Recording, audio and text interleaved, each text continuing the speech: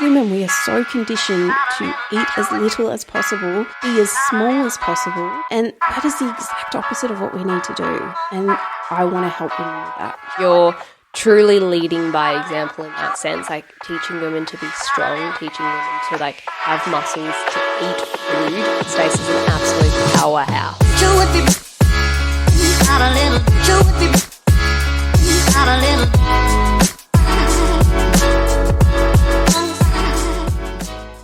Welcome back to another episode of the Coaching Society podcast. This one is going to be good. She's come all the way from Mildura, 4 hours away, so we have a special guest today. Coach Stace, welcome to the Coaching Society podcast, honey. Thank you. I'm a bit nervous. We've been looking forward to this. So anyone who knows like Stace and I personally, we talk a lot. A lot. Put us in a room together, probably going to be here for 3 hours. So I've got my notes. I'm going to be referring back to them because, yeah, we can talk so much. Yeah, I think I've been told I can talk underwater with marbles in my mouth. Literally. Literally. Anyone who's been coached by Stace would know this. I think her first ever, when she started coaching with us, her first ever like onboarding video normally goes for like, half an hour, 45. She's like, hey guys, it's gone for an hour and a half. And I'm like, oh my God, what have you spoken about? So everything. So yeah, I hope this podcast doesn't go for 7 hours. But anyway, as you know, Stace, we always start with our advice, lesson, recommendation for the week. So I'll start with mine and then I'll handball it to you. My advice for the week. Now, this is more so for people, I guess, that run businesses, but as well as that, if you have like quite a tight-knit community with your team members, it would be scheduling time to actually hang out with them outside of like your normal work environment. We have all of the coaches spending the weekend with us this weekend and I'm so excited. It's just nice to like go out, have like a meal, have a wine, relax, talk about things that aren't work. And I feel like it really builds your community like as like a company or a business, which I'm bloody excited for. Yeah, it's going to be good. And you're right, though, that cultural fit is so important in any type of business, any type of company like that. I do believe you can teach anyone skills, but if you're not the right cultural fit, it does make it a little bit hard to move forward as a whole. So I love that. 100% Stace. What's yours, honey? Mine's not that deep. But no, don't worry. I either go one or two ways. Like one day I'm talking about a fridge. The next day I'm talking about some real deep shit. So okay, well, I'll do the opposite of you today. So I guess my recommendation would be, that I've been speaking to a lot of my clients about this week, is lifting straps. So we want to grow glutes. We want to get lower body strong.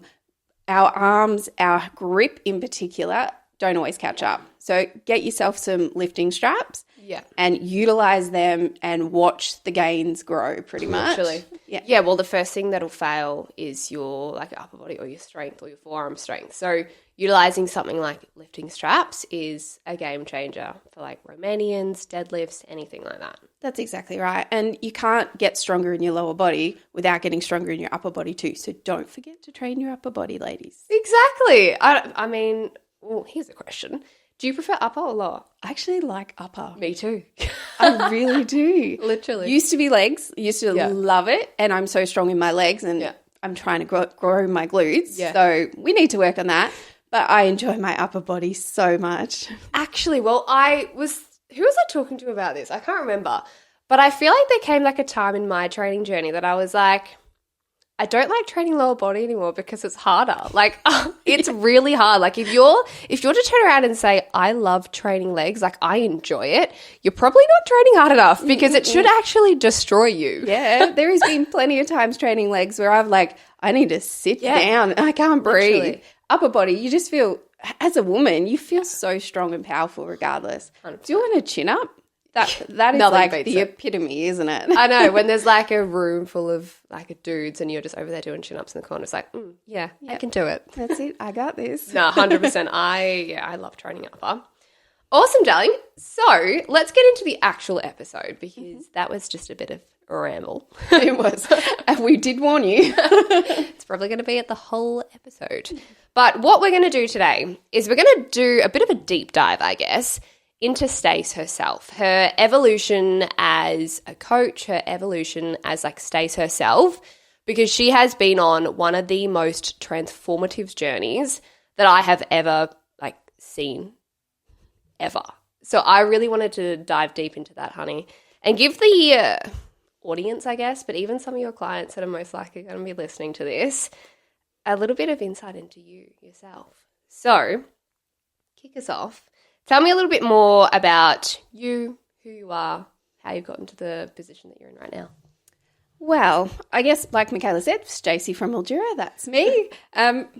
My fitness journey and a little bit about me, because a lot about me has been my transformation. Like it has physically transformed me, but mentally and emotionally as well.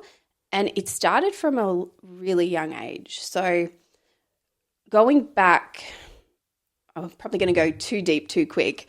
But if I go back and start thinking about when I actually first become aware of dieting, about my size, like I've always been a big girl. I always was. Even at a really young age, I think it was grade 5. Yeah. And one of the teachers, you know how they do all of the, it's a fun little thing, nobody worries about it, but they got us to line up from height and weight. I was at the end of the heaviest, being the shortest as well.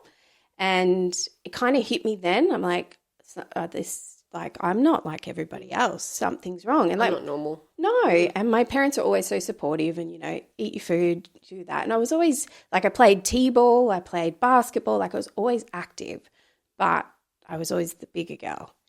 So it kind of hit me from there. And then you sort of start being really conscious of what you're eating. And then I went down a pretty deep hole with disordered eating, and it just spiraled from there. And both my sisters, I love them to death, but they're thin, they're athletic. I was the complete opposite. I'm my dad's girl.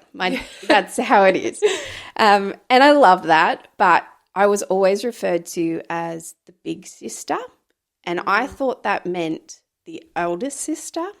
That's not what it was being referred to. Oh, yeah. Yeah. So I was very conscious about it. So over the years, I yo-yoed, I went through all sorts of things, and I always remained active. I always loved moving my body. Didn't have a clue what I was doing up until recently, but I gave it a good go. But I always had this disordered eating and just terrible patterns. So that's how it started way back then. And then the journey just continued through. I've always been so self-conscious of myself, and same as a lot of our clients, I guess, is you're just aware of it. Yeah. Yeah. Comparing yourself. I feel like this happens so often, and not many people are aware that it actually comes from such a young age. What was that, grade 5? That you remember that distinctively. I do. Yeah. And you'll never forget that. But it's because it's when you first became aware of that you're quote unquote different or abnormal. And so many women go through that. But I think what the power that you harness now, Stace, is you've got a voice and you can talk about this and you can turn it around and almost normalize the feeling of feeling abnormal, and teaching, this is one of your greatest strengths as a coach, teaching women that you can live a happy, healthy life no matter what shape, size, dress size you are. So yeah, for you that would have been a big turning point for you, which is awesome that you can reflect on now. Yeah, it is. And it wasn't, don't get me wrong, I've told my clients I've tried everything. So yeah, but you have you're living proof of this. That's right. I have done all the really bad ways. I've done the really restrictive eating. I've tried medical help, pharmaceutical help. I've done all of those type of things, hours upon hours of cardio. When I say I've done it all, I really believe that I have tried everything. And then it wasn't until I signed up with Coaching Society that things actually started to click. Yeah. So would you say that's where you're what kind of led you into the fitness industry, do you think? Knowing that what you had been through, you wanted to stop other women from experiencing? Yeah, 100%. It really was. When I started to learn how fueling my body and getting strong made the biggest difference to my mental health, my physical health, even my work. I've always been in high stressful work and those type of things. But when I saw the positive change of doing it properly with a good balance. Yeah. I didn't want any other woman to have to go through all the processes that I went to get to that point. I wanted to stop it earlier and actually just empower them to just feel amazing every day and know that it sounds a bit silly, but you can have your cake and eat it too. Yeah. You just have to know how to. That's the thing. People lack the tools, the resources. Yeah. And that's where people like us come in. Like a lot of the time, the incredible coaches that I've come across in my time, they've been there. They've done it. They know what it's like to, not eat or restrictively eat or have disordered eating or overtrain or, kill themselves with cardio, that sort of thing. So would you say, or like how long do you feel like that went on for you, like that really disordered eating, that overtraining? Years. And the worst thing about it is that I would restrict, then I would binge to no end, then I would have that all or nothing approach. Yeah.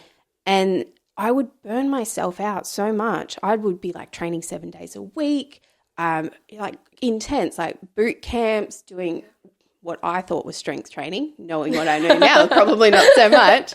We've all been there. Yeah, all of those type of things, 7 days a week, that I could only do it for a short period of time. And I was broken by the end of it. Yeah. And you know what? My weight never changed. If anything, I would lose a little and then I gain more and more back. Mm-hmm. It's because of that, like that yo-yo, as you said, like it's 2 steps forward, 3 steps back. That's right. And that hopelessness around it too. It's like I'm in this never-ending cycle that I don't know how to get out of. And that led me to looking into Coaching Society. But it's like the feeling of being trapped, almost like trapped in your own body though. Like you don't know what to do. Like your body's doing these things that you don't even understand. And that's where it has like your negative ramifications on your mental health, like your emotional health. You become, you self-isolate. Did you find that you were doing that? Yeah. I would make every excuse under the sun not to go to events.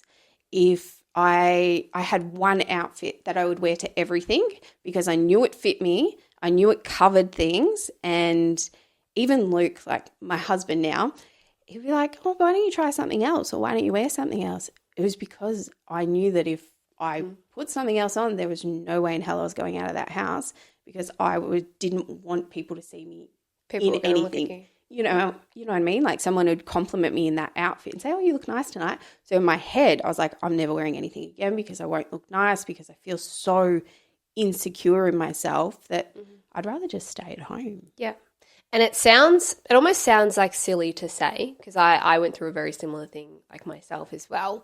But talking about, being scared to leave the house, or like what outfits to wear or what to put on your body, when you actually think about it, it's like, oh my God, like I'm doing this almost like subconsciously, like you don't even realize you're doing it.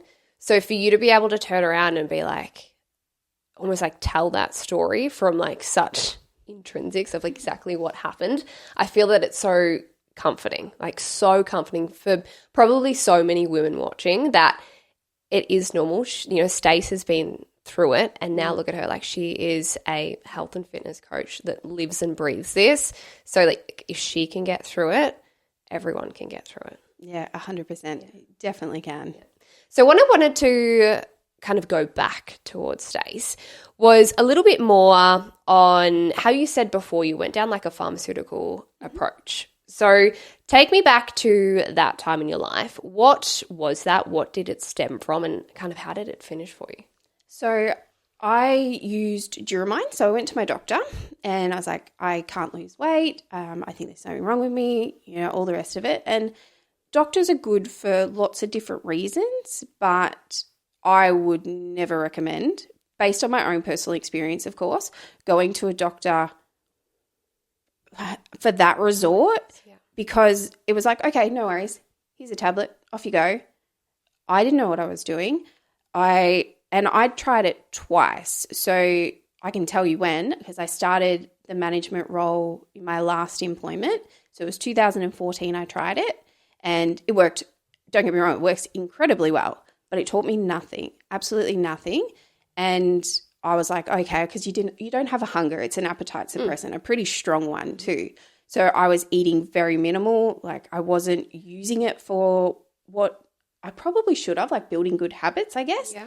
But your doctor doesn't tell you that. No, they don't educate you. No, not at all. So anyway, went through that, finished the cycle of it because they'll put you on it for a certain period of time, get you to a weight. And I remember getting down to 77 kilos. This is how traumatic this is. I can remember these details pretty spot on. So I got down to that and I felt amazing. I felt incredible. You know, I had energy back. I'm like, yeah, I can do this. Yeah. Nope. We spiraled because I didn't learn anything. So I immediately went back to my old habits and put on the weight and more. Yeah, plus more. Yeah. So the transformation photo that the Coaching Society put up, that photo there was after my first, call it cycle, I guess you could say, of Duromine. I don't know what I weighed then. I was too scared to get on a scale. Wow. Yeah. And then I look back at that photo and in my head, I didn't realize that I was actually that unhealthy. Like I'm like, if you're healthy and you're bigger, that's fantastic. Like some people are, but I was not healthy, not mentally, not physically, nothing at all. Yeah. And then the yo-yo started again. So I would restrict, do all of those type of things. Because that's like your factory settings. Like, that's right. That's all you knew. Exactly. I'm like, it worked before, so it'll work again. Not knowing that it didn't actually work. It was just masking things for a short period of time. Yeah. Then the second time I tried it, I was like, same thing though. I was at a point where I'm like, I just need help. Like I can't, like, what am I doing? Like I've put on all this weight. What do I do? I got through one tablet case, whatever it is. And I started to think, I'm like, what are you doing, Stace? Like, you've done this before. What's going on? This isn't going to work. You know this. And like, it was like something switched in my head. Yeah. And then I was like, okay, you know what? Listen to the doctor. The doctor knows best. I'll be fine. So I did another tablet case, whatever you call it, another packet of them. I actually ended up in hospital. I passed out. So I was not eating because I didn't feel like I needed to. And I remember waking up and I said to Luke, and I sat on the edge of the bed and I'm like, I don't feel well. I was gone out. So the day before we were out at our property we bought, we were doing some fencing. It was a hot day. I was just going ahead of it, As you do. Yeah, just getting it done. And I didn't have any hunger cues at all. Because your appetite was so suppressed. That's right. Yeah. And I passed out and I remember waking up and Luke slapping my face, like this poor man, like mild heart attack. Yeah. He said to me afterwards, he goes, you ever do that again?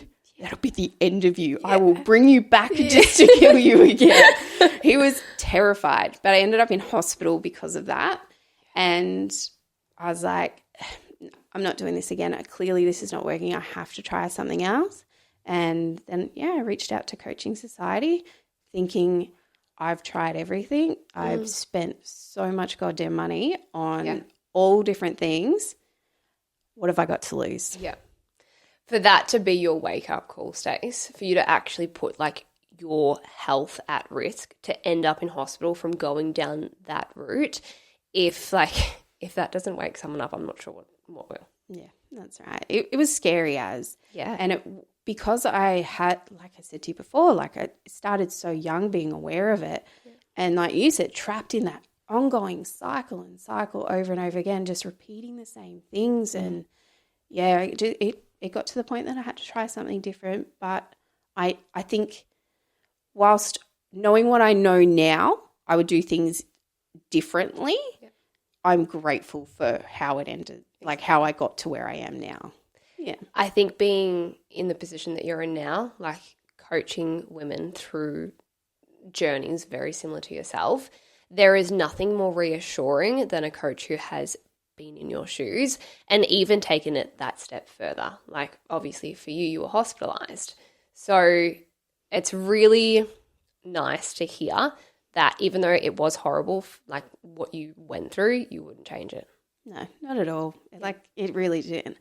It was terrible. And, like I said before, pushed everyone away, not going to things. Like it was a very, very dark time, but I wouldn't change it. I really wouldn't, because I've learned so much. And now if women come to me through coaching, I can guide them and I can say, based on my experiences, I can support you with this if this is what you want to do, but there is a better way. Yeah, there is a better way. There is always a better way. Yeah. Yeah, I love that. So if you wanted, the listeners wanted your clients who are listening right now to take away like one like lesson or teaching or something that you just want to, like knowledge that you want to impart, what would that one thing be? I think it would be really that it's okay, that it is tough, there is a better way, and that you just need to reach out to somebody like me. Reach out to me. Reach out to me. Yeah. Best coach ever. But it does get better, but you do need the education behind it. And that's what, coaching is. And digressing a little bit, one of my thoughts when I did reach out to Coaching Society was I love learning and I love self-development, always have been. So I guess I was a little bit self-aware of my situation, but I thought of it as a course or education for myself. I didn't think as like paying out the money as like coaching. I'm like, this is education for me. I would go and spend hundreds or thousands of dollars on a course to improve my career. Why wouldn't I do that for my health and fitness that is going to keep me alive longer, that's going to keep me healthy, and then I'm going to learn something from it? 100%. I always say us coaches, we're here to like help you with like a physical like transformation, mental, emotional, whatever it may be. But we are also teachers. We're educators. That's our job. Our job is to get you the result that you want, yes, but it's equally as important that we guide you through the process and teach you and educate you why we're doing what we're doing. Yep. Because in that way, like you can walk away from us, working with us, knowing what to do because you've been educated along the way. Exactly. I mean, you can get coaching, I guess, that will give you like training plan, give you meal plan, off you go.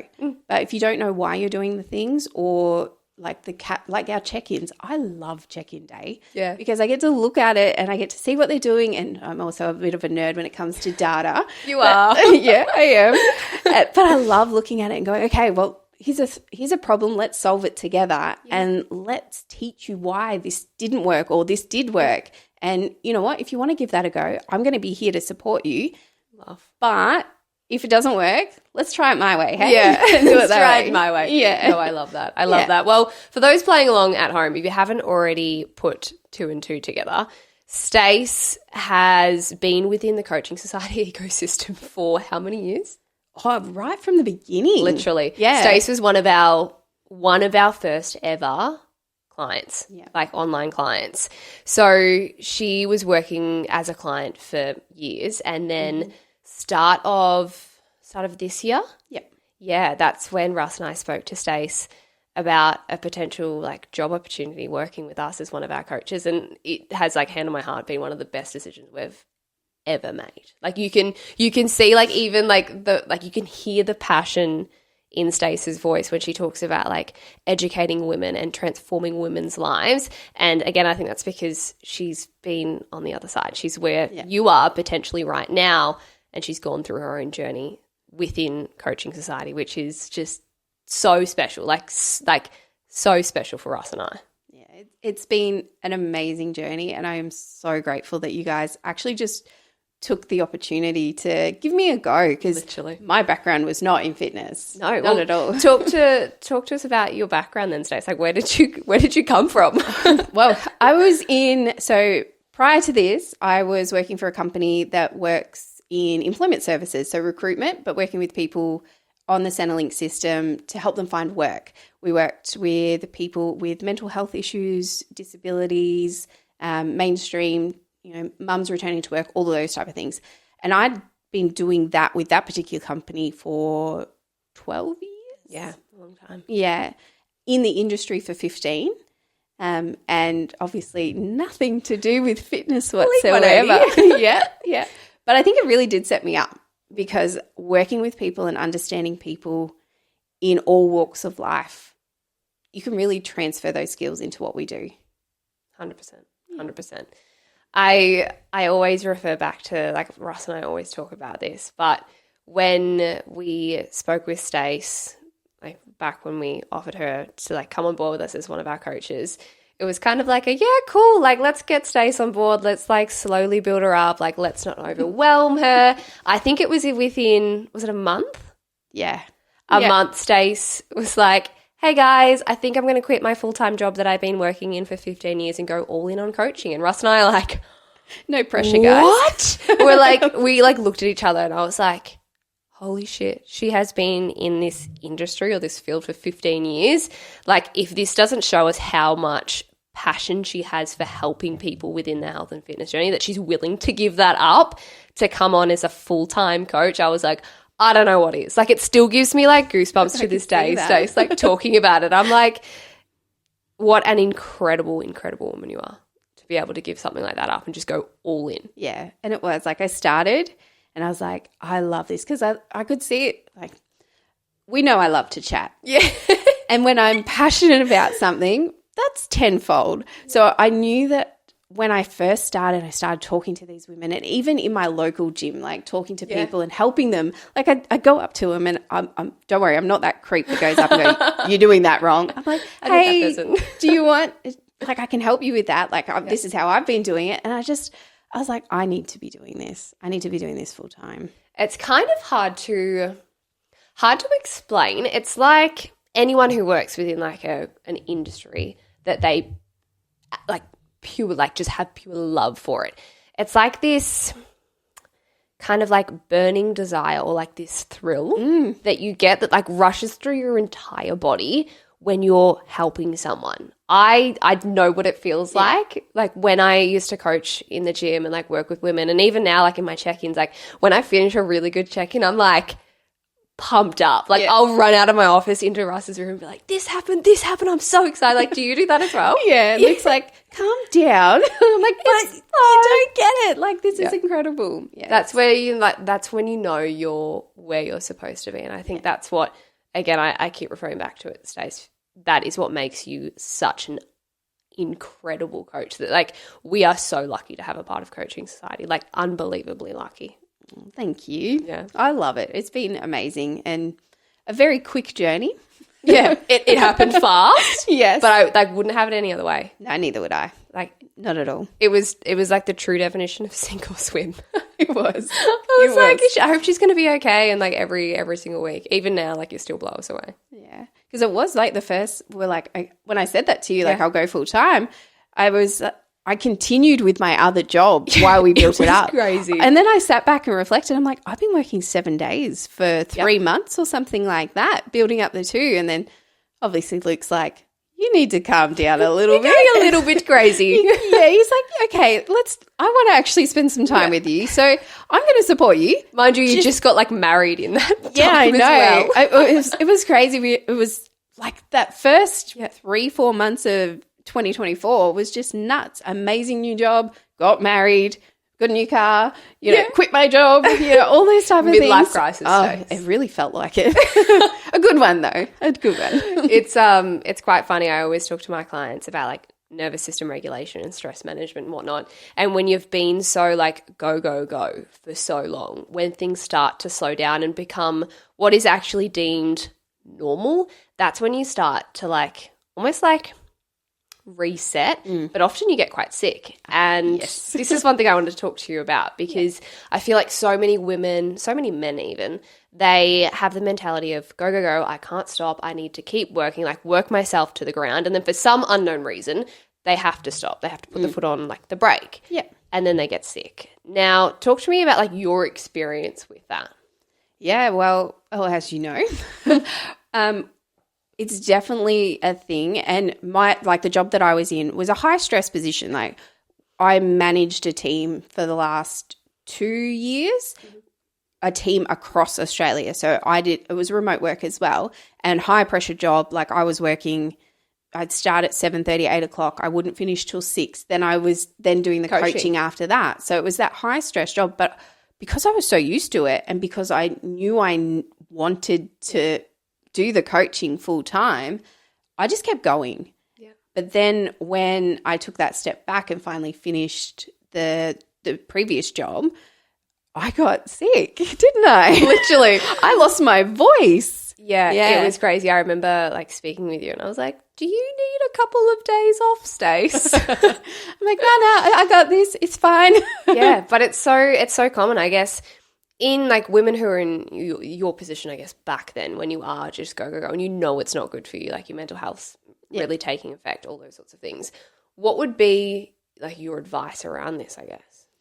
I think for a lot of women in high pressure positions, or, you know, a lot of our clients are nurses and things like that, you've got to remember that you might feel like you're dealing with it okay, and that's like it's normal to you. You normally feel like this, but your body's going to tell you it's not. Mm-hmm. So it's so important to actually just take a minute for yourself. Mm-hmm. So there's lots of different apps out there. There's lots of different, you know, meditation. We've got that amazing section on the app now with CS Wellness. Yeah.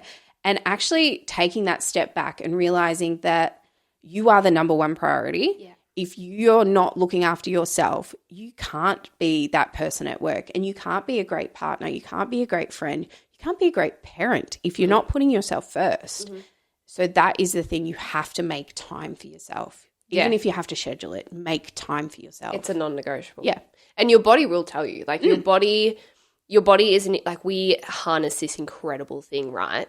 When you're stressed, when you're tired, when you're like running on empty, your body will tell you. Like you won't be able to keep your eyes open. You'll get like really bad digestion, stomach aches, migraines, headaches. Like if you're constantly getting those things, listen to them, because your body's trying to send you a message. It can't stop and be like, hey, Stace, I'm slowly dying. Yeah. But it will send you messages like that. And that's where you need to listen to it before it's too late. Otherwise you will burn out. Exactly. And you will get really sick. And coming back from that will be so much harder than if you just listen to your body in the first place. Exactly. And look, there's always going to be situations where you feel like you have to keep pushing. But the things that are in your control then is eating well, making sure you're hydrated, getting a good night's sleep, putting those things. It's just going to make it easier for them when you are able to slow down. You're not as, you know, highly strung and stressed and hair falling out. Like all of those things are a thing. And as women, we definitely don't want that. No. But we don't want to be bald queens. No, definitely. It's not a look. It's definitely not a look. But yeah, you need to look after yourself. You really do. And, you know, health and fitness is a big part of that. And even when you are feeling stressed and all of that, that is an outlet. And 100%. Yeah. 100%. And I think that, like, I could probably speak for both of us, we would be slightly unhinged, if not already unhinged, if we didn't train. Like, could you imagine our life without our outlet, like our exercise, like our movement, our strength training? Yeah. Like a lot of people see training or see the ability to train as like a chore. It's like, I've got to go to the gym. I have to go to the gym, not like I get to go to the gym and I want to go to the gym. That's right, exactly. And you're right. I know within myself, if I haven't trained for a couple of days, and yes, you have to rest days, but I'm talking about additional couple of days. I get, like, I'm not an anxious person. I think you know that from me now. Like I can handle most things and I'm pretty cool and collected and have learnt that over the years. But I get like a ball of anxiety in my chest. I get a restless feeling and I know I'm not moving my body. And that's what it is. As soon as I get back into the gym, even if it's a light session. Yeah, like, it just disappears. It does. It disappears. And Luke notices it too. He's like, you need to go to the gym. Yeah, you're annoying me now. Off you go. Yeah. Just get back to the gym. Yeah, that just goes to show like how in tune you are with your body those days. Like you can listen to those cues. You can listen to what it's trying to tell you and you can give it the remedy that it needs. And for a lot of people, it's not like all of this bloody fancy medication or like all of this stuff that a lot of doctors unfortunately push upon us. Sometimes it's just good old-fashioned movement. Exactly. Movement is medicine. I think I don't know how many times I've said that to clients, but it really is. I've always believed that, even back when I wasn't so healthy with my movements. Yeah. I still believed it was. Yeah. 100%. 100%. So what I now wanted to talk to you about, Stace, is something that, like, I mean, I'm probably just going to get goosebumps again listening to this, but I love talking to our coaches about almost like moments in time that you'll never forget whether it be like a breakthrough with a client, a couple of clients, what's something that has happened with you and one of your girls that has just like been like the pinnacle thus far? There has been so many, Mik. There really has. And for me, one of my girls, Sophie, she come on, she was so anxious, like incredibly anxious, bad relationship with food as we do, wanted to start working out from home. You know, we even said, okay, well, let's set some goals. We're in 6 weeks' time, we're going to get you into the gym. We tried that, wasn't so successful. Our anxiety got the better of her, which it does. She sent me a message at, I think it was 6 o'clock, and I was still online. What do you mean? And I was like, are you okay? You know, do you want me to ring you? Let's talk through it. She goes, no, I've left now. I said, it's completely fine. It happens. You actually got there. And that is the main thing. Next week, she's been in the gym every week since and loves it and has done so well. She's lost like 12, 13 kilos since she started with Coaching Society. But that is impressive in itself. But the fact that this girl, this woman is now in the gym, her last check-in was like, I love it. You know, I just go in there, I do my thing now. I'm confident. Like that was just like, yes, I'm in the right place. Oh, I love that so much. And I feel like so many women can relate to that feeling of gym anxiety. It's like you're sitting in the car. I've experienced it myself like a lot of times as well. You're sitting in the car, you know what you're going to do, and like you just can't open the goddamn door. Like you're so anxious, and like even like admitting to that, you're like, oh my God, that's so stupid. Like just go into the gym and just like exercise. It sounds really silly, but it is such a common thing that so many women experience. So what would be your advice or your best bit of advice for someone who suffers with like really bad gym anxiety and they want to train in the gym, but they just can't open the door? Remember that you deserve to be there as much as anybody else. Go early in the morning because the people in the morning are there to get the job done and then get to work. Yeah, they're not messing around. No, that's right. You go after work, you kind of get the school kids that hang around playing on their phones. It can be quite overwhelming and they're loud. So mornings, remember that it's okay. Just go in and do 10 minutes. Mm-hmm. Start with 10 minutes. I guarantee you you'll stay longer once you start moving your body. And then headphones on, baggy shirt on. Literally. Get in and get it done. Yeah. I always say, I put a hat on. I always wear a hat when I train. It's like my safety blanket. Like even now I get anxious, and I've been training for like a long time. Yeah.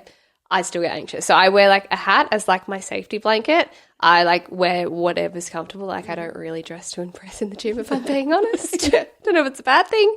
And then like my other bit of advice, and this is something that if I'm to like train in a new gym, like say we go away or something and I want to exercise or whatever, going into the gym and then just walking on the treadmill for 10 minutes just to scope out the environment. Yeah. Because when you're walking into like a new environment that you don't know where things are, or you're feeling really stressed, if you're just like to go in and like go lift the dumbbells or go sit on a machine, you're going to freak out and you're probably going to walk out again. Whereas if you get on like the treadmill and you just kind of like scope everything out and get yourself familiar with the environment that you're in, then you can just start exercising and you're going to stay for longer, and it's just going to be a more enjoyable process so that you're not turned off by that initial really bad experience and you don't ever go back. Exactly. That's right. Yeah, 100%. Love it, Stacey. So final question then, honey, because I don't know how long we've been recording for, but it's probably been a little while. What I want to know is, where do you see yourself as a coach in, say, let's go a year's time? First thing, helping as many women as possible. I want to lean more. Obviously, I love strength, strong. Yeah. I think every woman should learn maintenance, learn what a maintenance phase is, get super strong, then go into a fat loss phase. But for me, I want to be learning more and educating myself so I can help others with disordered eating. Yeah. Do you think that comes from your own personal experience? Yeah, 100%. 100%, because it is so common, and it's not just, bulimia or anorexia or labeled like the extreme things. Yeah, it's not the extremes of things. It's simply I'm going to cut out carbs because carbs are bad, and just those little things. That's all part of disordered eating that a lot of women struggle with, but we've just been so conditioned. And I don't know how many times I've said this probably the last 6 months more than anything. But as women, we are so conditioned to eat as little as possible, be as small as possible, and that is the exact opposite of what we need to do. Mm-hmm. And I want to help women with that. That's the best, Stace. You're truly leading by example in that sense, like teaching women to be strong, teaching women to like have muscles, to eat food, not to kill themselves with cardio, to get into the gym and lift some heavy weights. Like, I mean, it's no word of a lie. Stace is an absolute powerhouse. Like we're going to train together later and I'm a little bit nervous, not going to lie. But no, the fact that you're able to almost like teach women that from your own experience is incredible. And I'm very, very excited to see the evolution of Coach Stace and what you can achieve in the next couple of years, honey, because all I can say is bloody watch out because you're incredible. Thanks, Mik. And yeah, I just can't wait. Like I really can. It's going to be incredible. And I hope that I can just one woman a day. Yeah. One woman a day just to think a little differently. Yeah. Love it. Love it. Well, thank you so much for coming on to the potty, Stace. It's been so much fun. I've been looking forward to doing this app for a long time, so I'm glad we finally got to do it. But if anyone wants to find Stace, what's your IG or your Instagram handle down? It's under my married name that I keep forgetting to tell people about. But it is Stacey Trinne, Trinne. Amazing. We'll leave it in the show notes as well. For anyone who doesn't follow Stace, give her a follow because she's an incredible lady if you haven't already gauged that. But that is all for today's episode. I will speak to you in next week's episode with trusty old Russ. He'll be back. But yeah, thanks so much, Stace. And that's it. Thanks for having me. Amazing.